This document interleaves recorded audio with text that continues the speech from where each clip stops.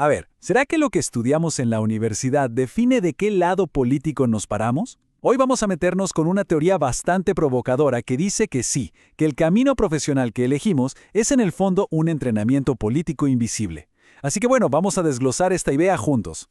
Miren, para que se hagan una idea, la fuente que estamos analizando hoy arranca con esta frase, que es fuertísima. Lo que plantea es que el verdadero campo de batalla por las ideas no está en la calle, no está en las elecciones, sino en las facultades. Es una idea que, de entrada, ya te marca la cancha para todo lo que viene.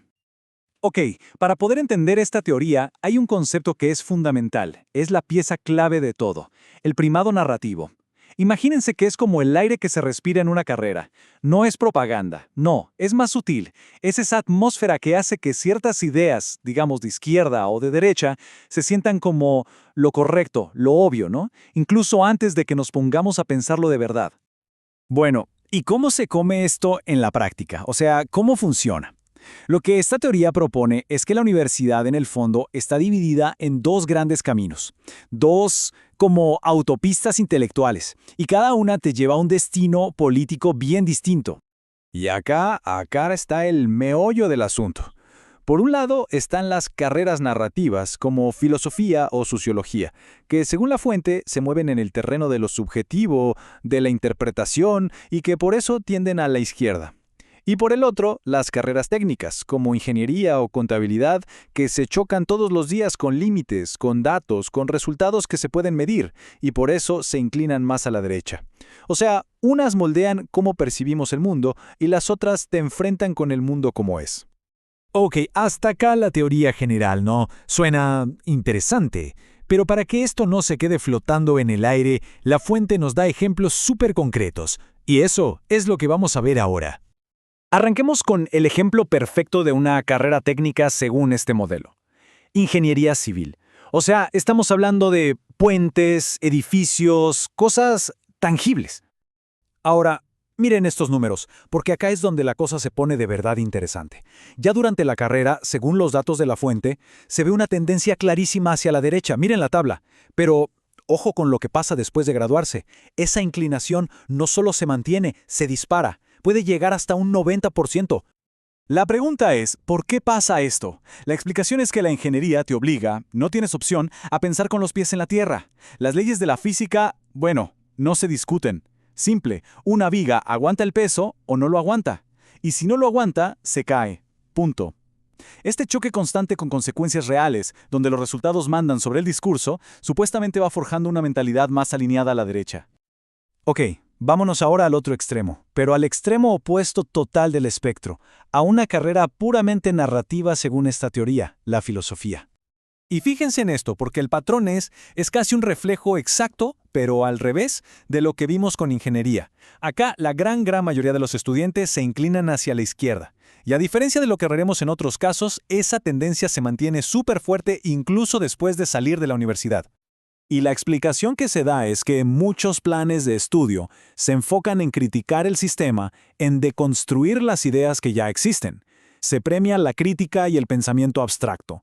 Y además, muchos de sus graduados se quedan en la academia, un entorno que, según la fuente, termina reforzando una y otra vez esas mismas ideas, creando una especie de burbuja ideológica. Y acá es donde para mí la teoría se pone todavía más fascinante, porque propone un mecanismo que llama el choque de realidad. Y este choque, dice la fuente, le pega sobre todo a las carreras que son una mezcla de las dos cosas, las carreras híbridas. Y el ejemplo estrella de este fenómeno es la medicina. Piénsenlo, una carrera que en la facultad está llena de ideales, de humanismo, pero que en el día a día se topa con una realidad durísima. Miren esta gráfica, es muy clara. Mientras son estudiantes, la balanza se inclina pero por mucho hacia la izquierda. El relato que domina es el de la justicia social, la idea de la salud como un derecho que el Estado tiene que garantizar sí o sí, y una enorme empatía por los más vulnerables. Y ahora, ¡pum!, el giro total. Después de graduarse, la cosa da una vuelta de 180 grados. ¡Es impresionante! La mayoría de los profesionales, según este patrón, se corren hacia la derecha. Esto es literalmente el choque de realidad en acción. Entonces, ¿Qué es lo que provoca este cambio tan brutal? La fuente lo atribuye al día a día lidiando con la burocracia, con que no alcanzan los recursos, con la ineficiencia de los sistemas públicos. Se dan cuenta de que eso de la salud gratuita en la práctica tiene costos ocultos gigantescos y que la mala gestión política puede matar gente.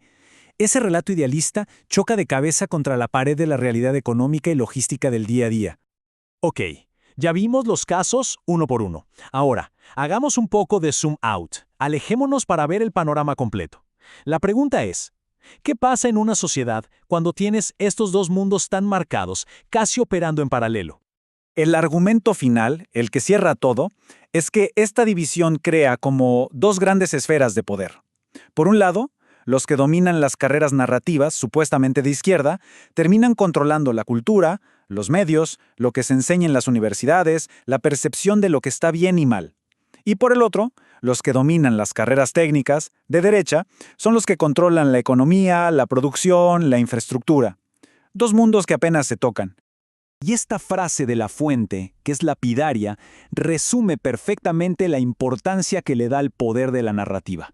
La idea de fondo es que el cuento que una sociedad se cuenta a sí misma, ese relato, al final del día, es más poderoso que su propia economía o su capacidad de producir. Y con esto vamos cerrando. Esta teoría, nos guste o no, nos deja picando una pregunta que es fundamental. ¿Qué pasa cuando el grupo que escribe la historia y el grupo que construye la realidad ya no hablan el mismo idioma?